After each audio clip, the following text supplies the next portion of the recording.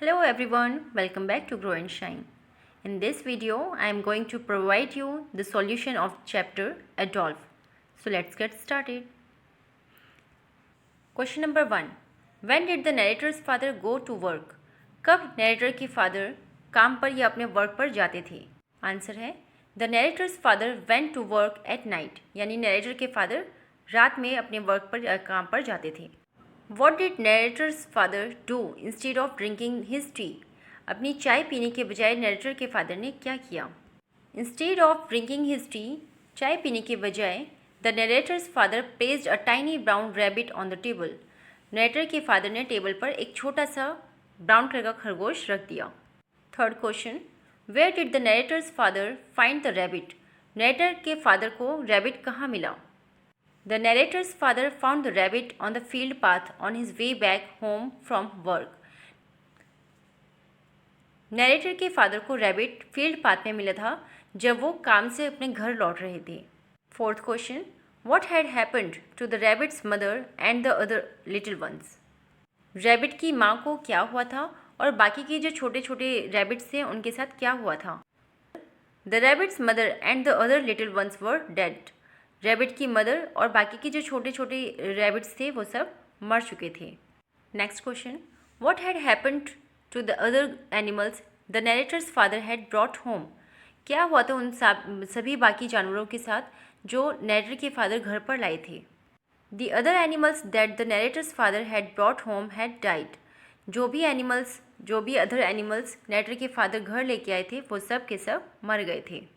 Next, What does the narrator compare the rabbit to? Narrator ने compare किससे किया था rabbit को? The narrator compares the rabbit to a tiny obscure cloud. Tiny obscure cloud का मतलब हो गया छोटा सा धुंध वाला बादल. Third question, Why was the narrator's mother angry with her husband? Narrator की mother अपने husband से यानी narrator के father से angry क्यों थी, गुस्सा क्यों थी? The narrator's mother was angry with her husband because she feared that the rabbit too would die. क्योंकि उनको डर था कि ये रैबिट भी मर जाएगा like their other pets in the past. जैसे कि पास्ट में यानी कि पहले भी उनकी जो अदर पेट्स मर चुके थे उनकी तरह ही वो कंपेयर करने लगी थी. And this would make everybody in the house sad and heart broken. और ऐसा अगर हुआ तो फिर से सब के सब घर में बहुत ज़्यादा सैड हो जाएंगे और उनका दिल टूट जाएगा. What did the narrator see as he open the scullery door the next morning? अगली सुबह नरेटर ने क्या देखा जब उसने स्कलरी का दरवाज़ा खोला? As the narrator open the scullery door the next morning he saw dabbles of milk all over the floor and tiny rabbit dropping in the saucer. जब उसने गेट खोला अगली सुबह स्कलरी का तो उसने देखा कि जो डेबल का मतलब होता है जैसे छींटे वगैरह पड़ना, तो मिल्क के कुछ छींटे मतलब बूंदें इधर उधर फैली हुई थी फ्लोर पे. और टाइनी रैबिट ड्रॉपिंग मीन्स जो रैबिट की पोटी होती है तो उसने सॉसर में जो प्लेट्स होती हैं जिसमें कप रखते हैं तो उन प्लेट्स में उसकी गंदगी थी. और he also found the rabbit hiding itself suspiciously behind a pair of boots. और उसने पाया कि जो रैबिट है वो बूट्स यानी कि जूतों के पेयर के पीछे अपने आप को छुपाने की कोशिश कर रहा था. Why did the family decide that Adolf must live at large in the house? Family ने ये क्यों डिसाइड किया कि जो रैबिट है उसको घर में खुला छोड़ देना चाहिए, मतलब कि पूरे घर में वो आराम से रह सकता है लार्ज रूम में. उसके लिए मतलब पिंजरा काफ़ी नहीं था या फिर पिंजरा उसके लिए ठीक नहीं था, ऐसा क्यों लगता है उसको? The family decided that Adolf must live at a large in the house because he was too small to live in a hutch. क्योंकि फैमिली को लगता है कि उसको पूरे घर में आराम से छोड़ देना चाहिए क्योंकि वो बहुत ज़्यादा छोटा था किसी पिंजरे में या हच में रहने के लिए. How did Adolf feel when he was allowed to live at large in the house? Adolf कैसे महसूस करता है जब उसे पूरे घर में आज़ादी मिल जाती है पूरे घर में आराम से रहने के लिए बड़े से, तो वो कैसा फील करता है? Adolf felt perfectly happy when he was allowed to live at a large in the house. जब वो पूरे घर में इतने बड़े घर में अकेले छोड़ दिया जाता है जैसे मर्जी वैसे रहने के लिए तो बहुत ज़्यादा खुश रहता है. He made himself at home instantly and went about running all over the house. और वो पूरे घर में जब मर्जी यहाँ मर्जी वहाँ घूम सकता था और पूरे घर में वो दौड़ता रहता है और खुश रहता है. Let's come to the comprehension part. Read this sentence and answer the questions. First sentence is, you know well enough it will. Haven't we had it all before? इस लाइन के भी यहाँ पे पूछा गया है who said these words and to whom, किसने कहे थे ये शब्द और किसको। What did the speaker fear, speaker किस चीज़ को लेकर के डर में था या फियर था उसको। फर्स्ट आंसर है हमारा the narrator's mother said these words to her husband, narrator की मदर ने ये शब्द कहे थे अपने हस्बैंड को। She feared that the rabbit too would die like the other pets her husband had brought home in the past, और उसको डर इस चीज़ का था कि शायद ये रैबिट भी मर जाएगा जैसे कि उनके बाकी के अदर पेट्स मर गए थे जो उनके हस्बैंड पास्ट में लेके आए थे घर पर। She was afraid that it would again lead to a lot of unhappiness and crying at home, और उसको डर था कि ये फिर से अनहैप्पीनेस लेके आ जाएगा और घर में रोना पीटना हो सकता है एज ऑन अर्लियर ओकेजन, और जैसे कि पहले भी ऐसा हो चुका है।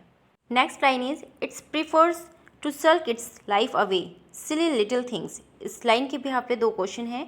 Who said these words and about home, किसने ये शब्द कहे थे और किसके बारे में। वाई डिड द स्पीकर से सो, स्पीकर ने ऐसा क्यों कहा था।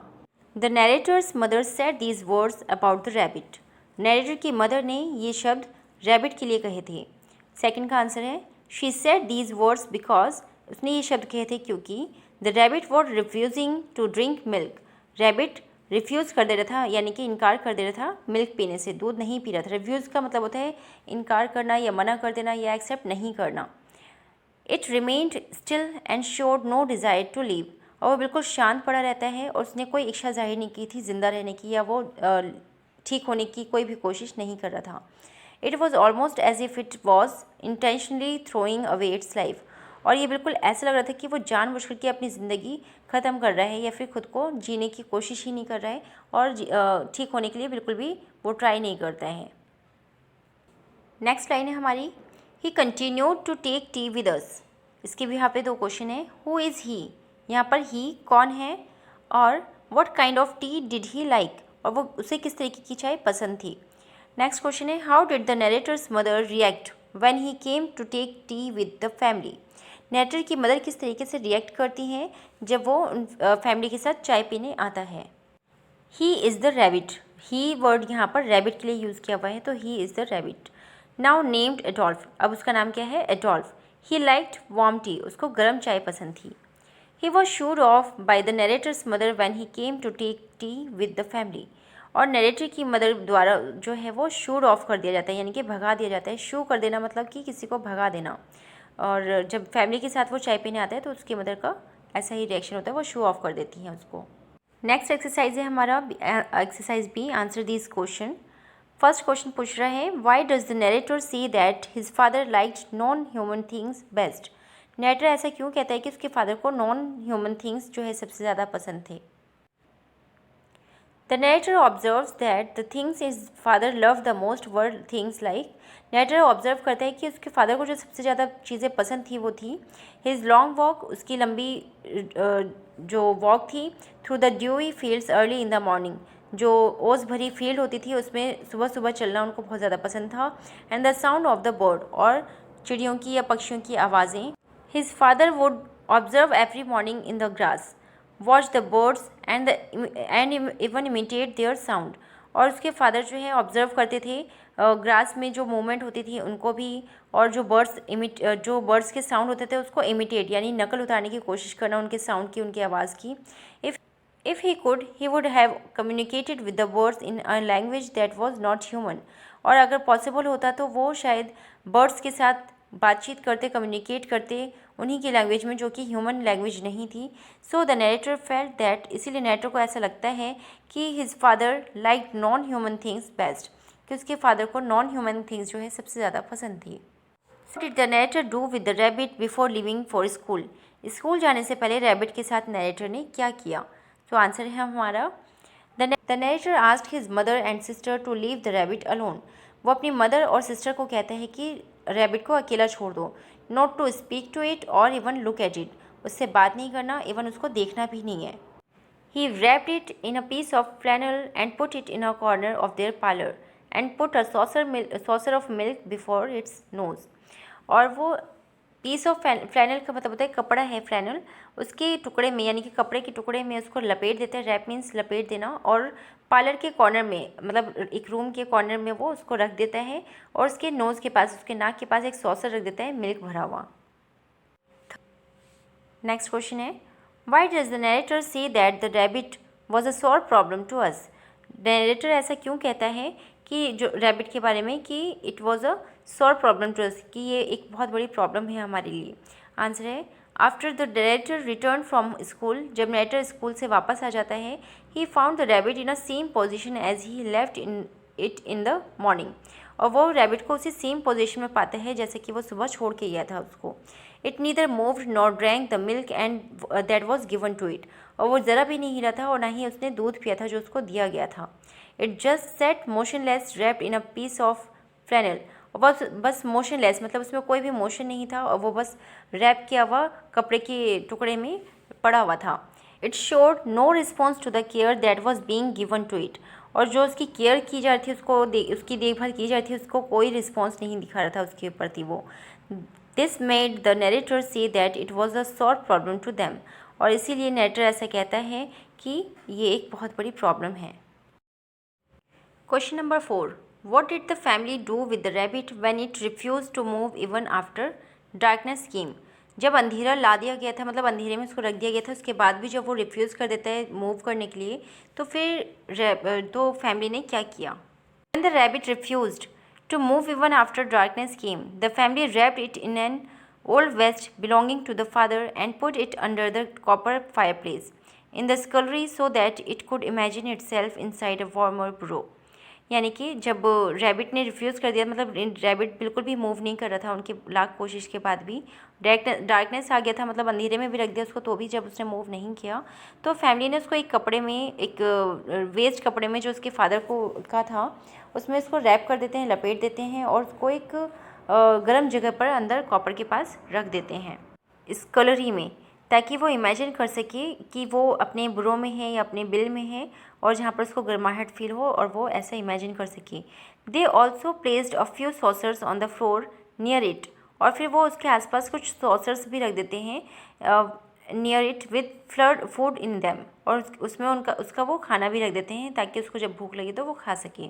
Next question, what did Adolf do with the sugar ball? Sugar ball के साथ जो एडोल्फ था यानी रैबिट, उसने क्या किया? How did the narrator's mother react, और नरेटर की मदर उस पर क्या रिएक्ट करती हैं? ड्यूरिंग द फैमिली मील्स, जब फैमिली खाने पर बैठती हैं, Adolf would move towards the sugar ball, और जो एडोल्फ होता है यानी रैबिट, वो शुगर बॉल की तरफ अट्रैक्ट हो जाता है and look up at it, और वो उसके ऊपर देखने लग जाता है विथ क्यूरियोसिटी, बहुत उत्सुकता के साथ. He would Flutter his tiny forepaws and lay them on the edge of the bowl and try to peep in, और फिर वो अपने पिछले दोनों पैर के ऊपर खड़ा होकर के, और जो बाउल था यानी कि वो जो कटोरा था चीनी का, उसके एजेस पे, उसके किनारों पर अपना आगे का दोनों हाथ रख कर के, पैर रख कर के, और वो अंदर झांकने की कोशिश करता है कटोरी के अंदर. He would shake his whisker at the sugar and try to lift a lump, और फिर वो अपनी जो मूछें होती हैं वो शेक करता है ताकि वो कुछ चीनी के टुकड़े जो है इसमें से लिफ्ट कर सके, निकाल सके. The narrator's mother would be annoyed and rap her hand on the table to drive it away, और नरेटर की मदर इस चीज़ से अनॉय हो जाती है, परेशान हो जाती हैं, और तंग आकर के वो क्या करती हैं, टेबल के ऊपर रैप यानी कि ज़ोर से हाथ मारती हैं ताकि वो उसको भगा सकें, वहाँ से भगाने के लिए वो ऐसा करती हैं. Now let's come to the exercise C, think and answer. Question is, Adolf did not initially respond to the love that the family showered upon him. Yet they continued to love him. Why do you think this was so? Answer. Adolf did not initially respond to the love that the family showered upon it. Yet they continued to love him. This was because they understood that Adolf was afraid of them and of his new surroundings. They hoped that with love and care, Adolf would soon adapt his new home and learn to love them in return. Another reason for the family's persistence, love, and care was that they had experienced the death of pets in their home earlier, and they did not want Adolf to die too. Now let's come to the vocabulary part. An idiom is an expression that has a special meaning which is different from the meanings of its individual words. यानी idiom वो expression होता है जिसमें जो शब्द लिखे दिख रहे होते हैं उसका वो मतलब नहीं निकलता है, बल्कि उनको मिलाने के बाद कुछ अलग ही मीनिंग आपको मिलता है. There are several idioms in English based on the names of body parts. यहाँ पर इंग्लिश में बहुत सारे हमारे इडियम्स हैं जो कि हमारे बॉडी पार्ट्स के ऊपर बनाए हुए हैं जो हम यूज़ कर सकते हैं। सो हमारा एक्सरसाइज है choose the correct word from the box and complete these idioms. यहाँ आपने इडियम्स कंप्लीट करने हैं जिसका मीनिंग आपको सामने दिया गया है। सो फर्स्ट है हमारा योर डैश सिंक, यानी योर हार्ट सिंक, दिल डूबना जिसे बोलते हैं। सेंस उसका होता है, मीनिंग इसकी होती है कि बहुत ज़्यादा डिसअपॉइंट या बहुत ज़्यादा सैड फील करना। नेक्स्ट है keep a stiff upper lip, तो इसका मतलब है कि जब आप जो है अपना दर्द बयान नहीं करते हो, अपने ही अंदर घुटते रहते हो, that is called keep a stiff upper lip. Third है हमारा cost an arm and a leg, यानी कि बहुत ही ज़्यादा एक्सपेंसिव।